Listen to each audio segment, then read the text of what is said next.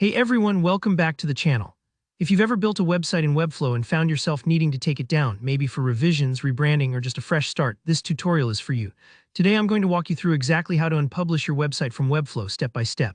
By the end of this video, you'll know 2 simple and effective methods to unpublish your site, so you're always in control of what goes live and what doesn't. Alright, let's dive in. Imagine you've been tweaking your website, or maybe you're not ready for the world to see your latest updates. Thankfully, Webflow makes it straightforward to take your site offline, and you have options on how to do this. First, let's start with the method you'll probably use most often right from your project dashboard with your site already published. Once you're in the Webflow Designer and looking at your published site, what you want to do is head up to the Publish button. You'll usually see this in the top right corner. It's that familiar blue button with the word Publish on it. Go ahead and click it. Now, after you click Publish, you'll see a list of all the domains where your site is currently live. This part can sometimes be overlooked, but it's really important because Webflow lets you publish to multiple domains or just to the Webflow EO subdomain if you're testing. Under your listed domains, you'll notice an option that says Unpublish. It might not be obvious at first glance because it's a bit smaller, but it's right there beneath each domain.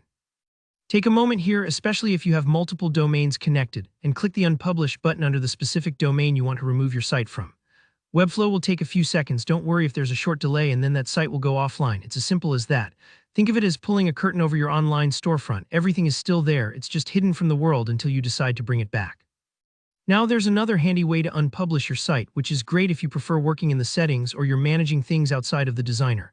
From the Webflow dashboard, instead of opening up your site in the designer, go to the site's settings.